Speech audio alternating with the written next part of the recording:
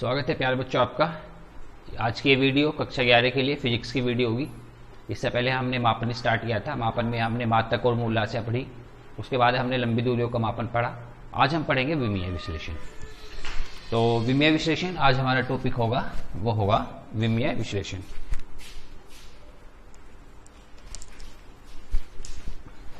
आज का हमारा विषय विमीय विश्लेषण, अर्थात हम जो विमा होती है हमारा बिल्कुल जो विमा होती है, विमा के बारे में जानेंगे। क्या विमा होती है, क्या क्वेश्चन बनता है। इंपॉर्टेंट टॉपिक है ये विमा। 100% 2 मार्क्स का क्वेश्चन इसमें से बनता है। 100% आएगा 2 नंबर का एक क्वेश्चन। विमा तो पूछी जाती है, यानी कि किसी भी आपकी भौतिक राशि की विमा, भौतिक राशि की जो विमा होती है,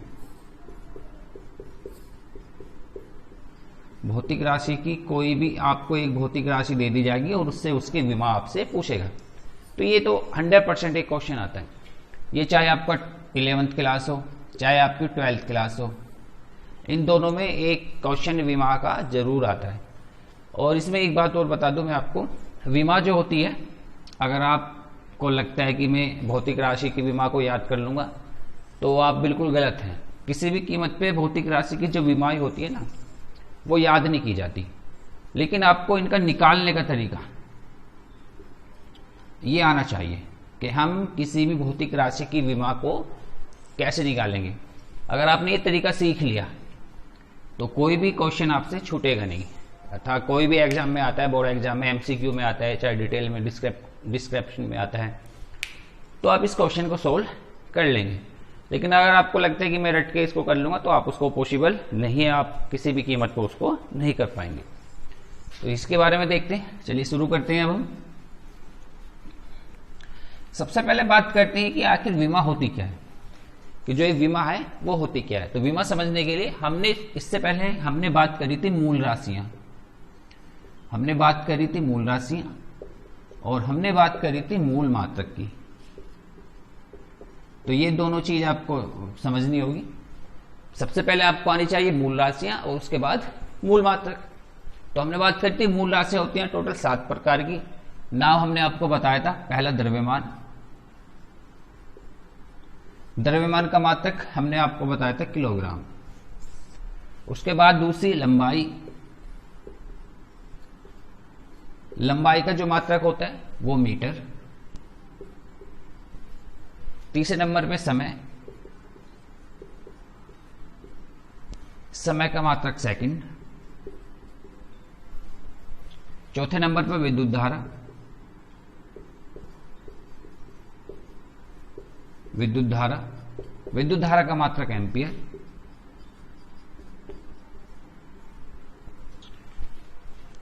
पांचवें नंबर पे ताप, ताप का मात्रक हमने आपको बताया था केल्विन। पांचवें नंबर पे हमने बात करी थी, जो पांच हो गए। छठे नंबर पे हमारा ज्योति तीव्रता, ज्योति तीव्रता, इसका मात्रक हमने बात करी थी कैंडिला। और सबसे लास्ट में पदार्थ की मात्रा, जिसका मात्रक हमने बताया था मोल। अर्थात हमारे पास 7 मूल राशियां थी, द्रव्यमान, लंबाई, समय, विद्युत धारा, ताप, ज्योति तीव्रता और पदार्थ की मात्रा। इनके मात्रक हमने पढ़े थे कि किलोग्राम, लंबाई का मीटर, समय का सेकंड, विद्युत धारा का एम्पियर, ताप का केल्विन और ज्योति तीव्रता का कैंडिला और पदार्थ की मात्रा का मोल।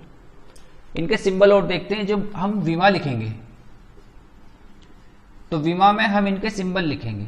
तो सिंबल कौन कौन से होते हैं वे भी देख लेते हैं, यानी कि कौन सी राशि पे, कौन से मात्रक पे हमें उसका सिंबल लिखना है। जैसे किलोग्राम, तो किलोग्राम को याद करने का बहुत आसान तरीका, द्रव्यमान एम होता है, मास इंग्लिश में, तो एम ही हम इसमें सिंबल हो जाएगा एम। अर्थात ये पहले मैं अभी बता रहा हूं, फिर डिटेल में हम जाएंगे। लंबाई का लेंथ मीटर, तो ये हो जाएगा एल।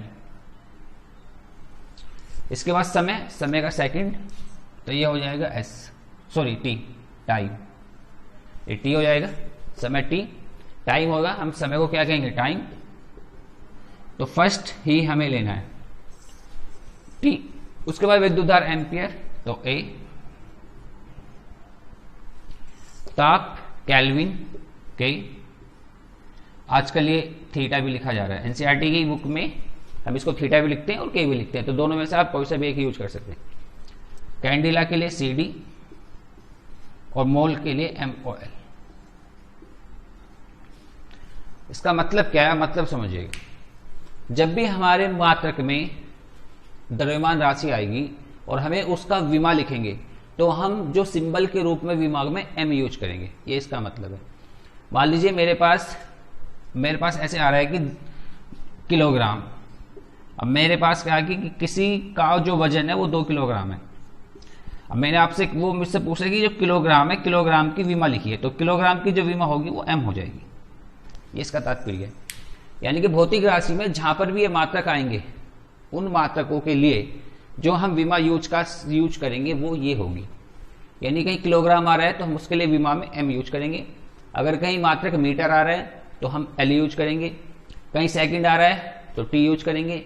एम्पियर आ रहा है तो A यूज करेंगे। केल्विन आ रहा है तो K या थीटा यूज करेंगे। कैंडिल आ रहा है तो CD और मोल आ रहा है तो MOL, मोल। ये हमारे विमा के सिंबल हैं जो हम भौतिक राशि में लिखेंगे। अब सवाल उठता है कि विमा आखिर होती क्या है। अगर हम विमा की डेफिनेशन देखें तो विमा आखिर होती क्या है, तो चलिए विमा की डेफिनेशन भी हम देख लेते हैं। तो डेफिनेशन हमें बताती है कि किसी भी भौतिक राशि के, आप याद करके चलेंगे, कोई भी हो, किसी भी भौतिक राशि के, भौतिक राशि के मूल मात्रक, जो मूल मात्रक है, मूल मात्रकों पर चढ़ने वाली घातें या चढ़ाई जाने वाली घातें या लगने वाली घातें, जाने वाली घातें विमा कहलाती है।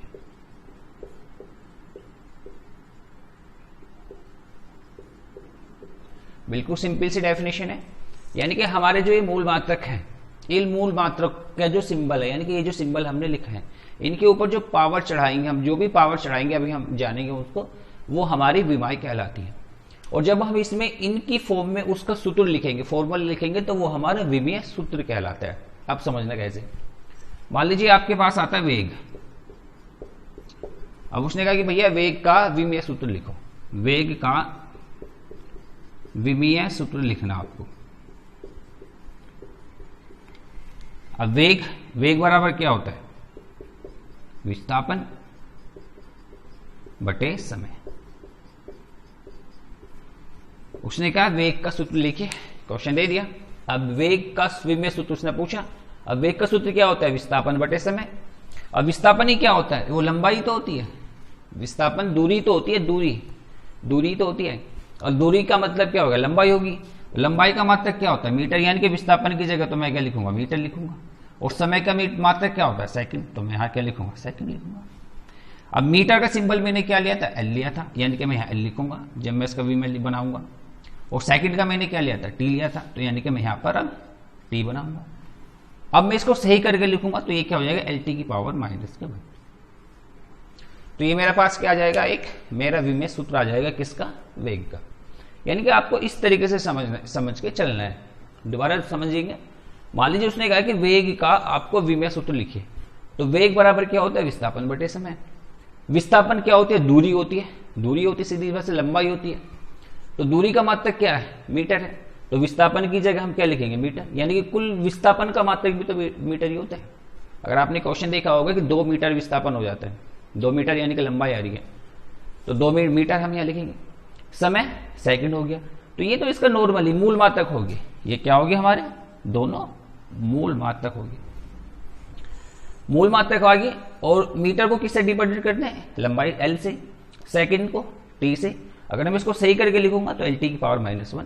तो इस तरीके से जो वेग है ये क्या हो गया मेरा, एल टी की पावर माइनस वन, ये वेग का विमीय सूत्र हो गया। एक एग्जांपल से और समझिए, अब आपकी समझ में आ जाएगा।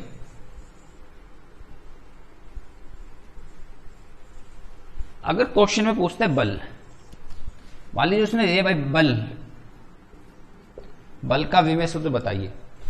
विमेय सूत्र निकालने से पहले आपको क्वांटिटी के फॉर्मूले जरूर याद होने चाहिए। अगर क्वांटिटी के फॉर्मूले यानी कि भौतिक राशि के अगर आपको फॉर्मूले याद नहीं है तो आप किसी भी कीमत पर विमेय सूत्र नहीं निकाल सकते। अतः अगर आपसे विमेय सूत्र पूछा है तो ये सारे फॉर्मूले आपको याद होने ही चाहिए। अब जैसे बल है, बल का आपको फॉर्मूला पता होना चाहिए। क्वेश्चन में दे दिया बल का विमेय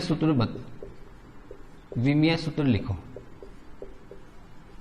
अब उसने बल का विमेय सूत्र लिखो, डायमेंशन फॉर्मूला लिखना आपको बल का। अगर जब तक आपको बल का फार्मूला नहीं पता होगा, अब या तो बल का विमेय सूत्र आपको याद हो, रटा हुआ हो, जो पॉसिबल नहीं है आप उसको भूल जाएंगे, तो आपको बल का फार्मूला पता होना चाहिए।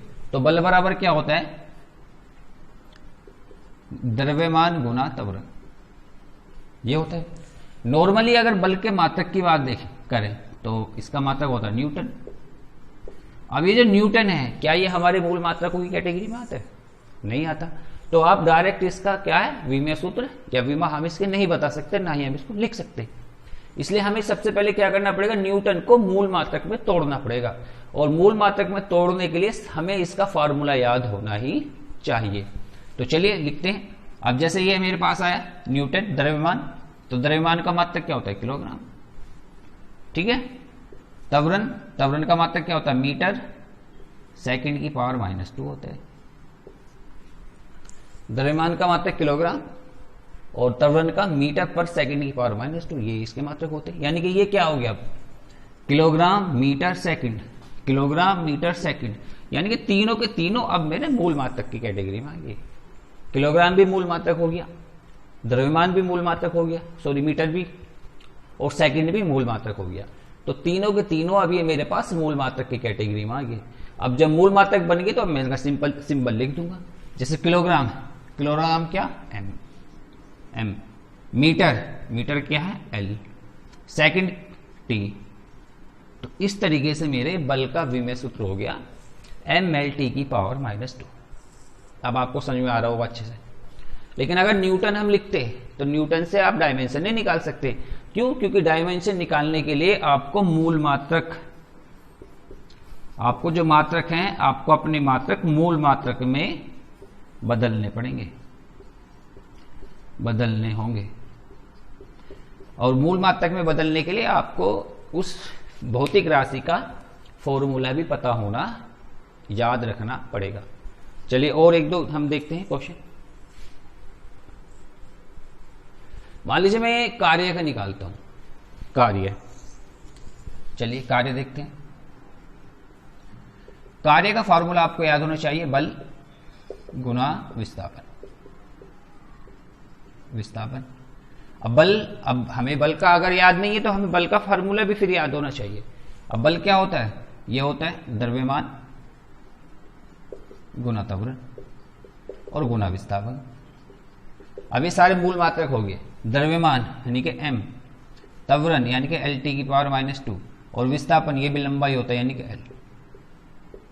अगर मैं सोल्व करूं तो mL² T की पावर -2। तो इस तरीके से मेरे पास ये कार्य का मात्रक आ जाएगा। आप समझ रहे हैं ना? बिल्कुल, यानी कि बिल्कुल डायरेक्टली आपको मूल मात्रकों में तोड़ लेना है, और जो जिसका मूल मात्रक का सिंबल है उसको लिख देना है। बिल्कुल ईजी है। जैसे द्रव्यमान का क्या है? किलोग्राम या m है, मास आप ऐसे भी याद रख सकते हैं। द्रव्यमान को इंग्लिश में मास कहते हैं, तो m आ जाएगा। लंबाई लेंथ होती है यानी कि L आ जाएगा, और टाइम जो समय है ये T, टाइम से लिखते हैं समय को हम, टाइम होता है तो इसका T आ जाएगा। यानी कि जहां भी द्रव्यमान की हम बात करेंगे m यूज करेंगे, लेंथ की बात करेंगे तो L यूज करेंगे, टाइम की बात करेंगे तो T यूज करेंगे। आप इस चीज को आप इसको ऐसे भी याद रख सकते हैं। चलिए और देखते हैं एक दो हम फार्मूला। मान लीजिए मेरे पास, मैं दाब का निकालता हूं, तो दाब, अगर मैं दाब का निकालूं तो दाब क्या होता है? बल बटे क्षेत्रफल। और बल का हमने अभी निकाला mLT की पावर -2। क्षेत्रफल क्या होता है? लंबाई गुना चौड़ाई। क्या दोनों दूरी नहीं है? लंबाई भी मीटर में होता है, चौड़ाई भी मीटर में होता है। इसका मतलब क्या हो जाएगा? एल टी की पावर -2 और ये भी क्या हो जाएगा एल इंटू एल, यानी कि एल स्क्वायर, और ऊपर जाके एक एल से एल कैंसिल हो जाएगा, तो एम एल की पावर -1 टी की पावर -2। ये हमारे पास दाब का विमा सूत्र हो जाएगा। एक और देखेंगे, उसके बाद हम नेक्स्ट क्वेश्चन पे चल देंगे। कोई अभी याद नहीं आ रहा है तो अगर आपको किसी का स्पेशल पूछना तो आप मुझे कमेंट करके बता देना, मैं उसको निकाल दूंगा। लेकिन अभी आप जो बुक्स की हेल्प लेंगे इनको निकालने की बिल्कुल प्रैक्टिस करेंगे। अगर हम ऊर्जा की देखें, ऊर्जा चाहे वो स्थितिज ऊर्जा हो चाहे आपकी गतिज ऊर्जा, दोनों का सेम होता है। तो मैं यहाँ पर स्थितिज ऊर्जा ले रहा हूँ, गतिज ऊर्जा ले रहा हूँ, जिसका फार्मूला होता है हाफ mv²। एम क्या है, यह हमारे पास एम द्रव्यमान है और ये वेग है, तो द्रव्यमान क्या हो गया एम। अब यहां पर थोड़ा कंफ्यूज नहीं हो रहा आपको, अगर किसी में फार्मूले में उसका स्क्वायर है तो आपको उसकी डायमेंशन का भी वर्गीकरण करना होगा, याद रखेंगे। जैसे वेग का हमने क्या बताया था, एल टी की पावर -1, लेकिन इसका क्या है होल स्क्वायर है, तो आपको इसकी डायमेंशन का भी होल स्क्वायर करना ही होगा। दोबारा समझेंगे, अगर फॉर्मूले में इसका स्क्वायर हो रहा है या क्यूब हो रही है तो आपको उसका भी स्क्वायर या क्यूब करना होगा। चलिए सोल्व करेंगे। तो ये m, अब l² टी की पावर -2, याद कीजिए इससे पहले किसका निकाला था हमने, तो ये आपके कार्य का भी है। अर्थात हम एक डिसीजन ले सकते हैं कि आपकी ऊर्जा और आपके कार्य दोनों का डायमेंशन जो फॉर्मूला है, दो विमीय सूत्र है, वो सेम ही होता है, क्योंकि मात्रक भी सेम होते हैं दोनों के। कार्य का जूल होता है और आपकी ऊर्जा का भी जूल ही होता है, तो इसको याद रखेंगे। अब इसमें कुछ बेसिक चीजें हम लोग देखते हैं जो बहुत इंपॉर्टेंट होती हैं, जिसमें बच्चे अक्सर कंफ्यूज हो जाते हैं। आप ये विमीय सूत्र निकालने की प्रैक्टिस करेंगे, बुक की हेल्प लेंगे, जो भी फिजिक्स की क्वांटिटी मिलती है आपको उसकी निकालेंगे। अगर कोई नहीं निकालती है तो आप मुझे बताएंगे उसके बारे में।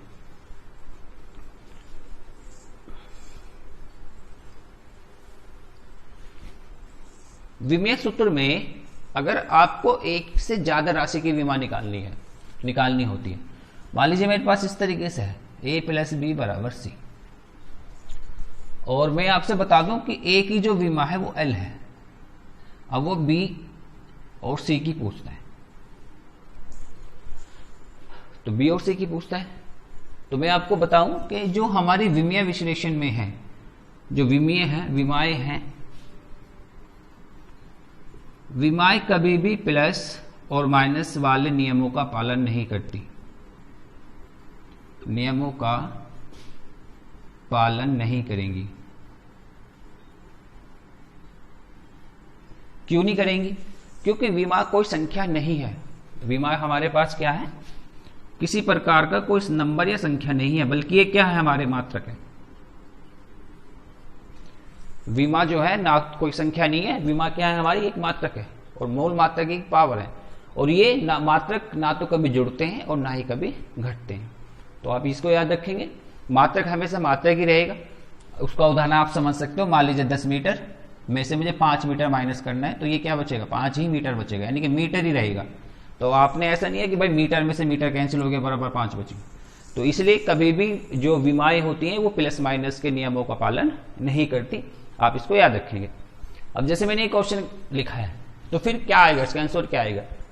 जैसे a बराबर क्या l है, a की विमा क्या है, l है। तो आपको याद रखना, जब हम प्लस माइनस करते हैं तो हमारे यूनिट सेम होते हैं, तभी हम लोग करते हैं।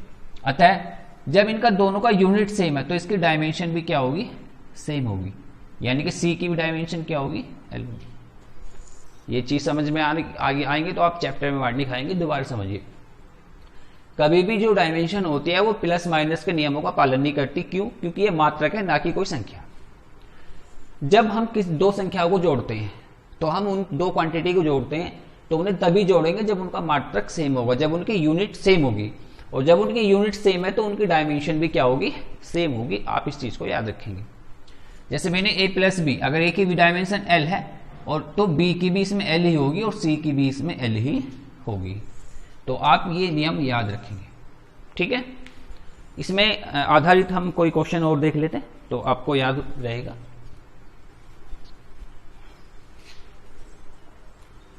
मान लीजिए एक क्वेश्चन है हमारे पास, x = at + bt²। एक क्वेश्चन लिख रहा हूं मैं, x बराबर A T plus B T square, जहां x जो है वो वेग है और जो t है वो समय है। तो आपको a और b दोनों की विमा बतानी है। मेरे पास क्वेश्चन है x बराबर A T plus B T square, जहां x बराबर वेग है और t बराबर समय है, तो आपको a और b दोनों की विमा बतानी है। अभी मैंने आपको क्या बताया कि भाई हमारा जो है वो प्लस माइनस का नियम फॉलो नहीं करता, अर्थात इन दोनों की जो विमा होगी वो सेम होगी, यानी कि ए टी की विमा जो होगी, ए टी की जो विमा है वो किसके बराबर है, बी टी स्क्वायर की विमा के बराबर है। और इन क्योंकि ये यहां पर ये इनटू हो रहा है, मल्टीप्लाई हो रहा है, प्लस माइनस, तो ये सारी की सारी हम एक क्वांटिटी मानकर चलेंगे। समझ में आ गया ना?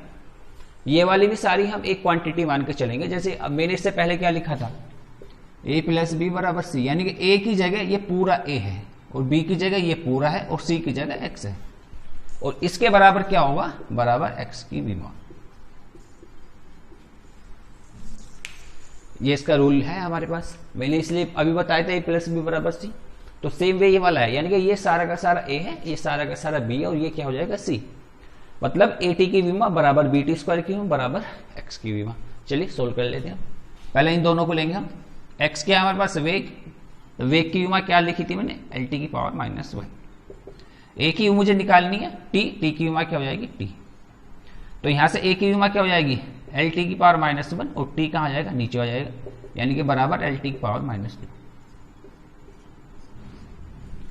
अगर वो राशि पूछे कि भाई ए जो है वो किस राशि को डिनोट कर रहे हैं, तो एल टी की पावर माइनस टू किसकी विमा है, ये त्वरण की विमा है।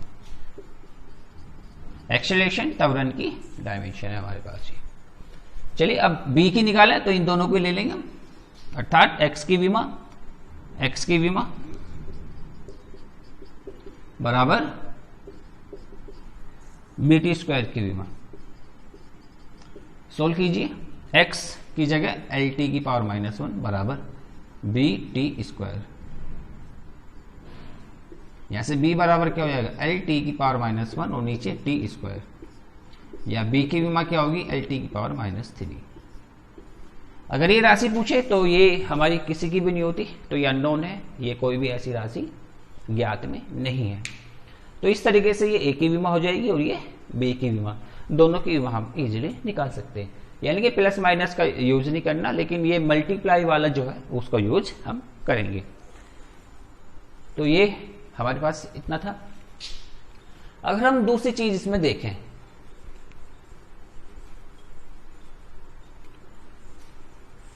इसके अंदर जो विमा की नेक्स्ट प्रॉपर्टी अगर हम देखें, मान लीजिए मेरे पास कोई फॉर्मूला है जिसमें a बराबर b into c plus d square है,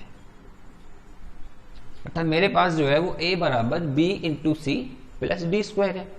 तो इसका तात्पर्य ये हो गया कि इसमें जो दोनों साइड की विमा है, इनमें दोनों साइड की यानी कि दोनों ओर की विमा वो हमेशा बराबर होंगी। हमेशा कैसे रहेंगे, ये बराबर, ये याद रखेंगे। यानी कि किसी भी फॉर्मूले में हमेशा आप याद रखेंगे दोनों ओर की जो विमाएं होती हैं वो हमेशा बराबर होती हैं। कहने का तात्पर्य है कि यदि ए की विमा एल हो तो इस सारे की विमा भी एल ही होगी। ये हमारे पास क्वेश्चन है, यानी कि अगर इस साइड की विमा एल है तो इस साइड की विमा भी एल ही होगी।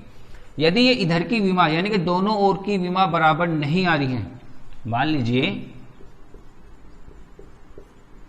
दोनों ओर की विमा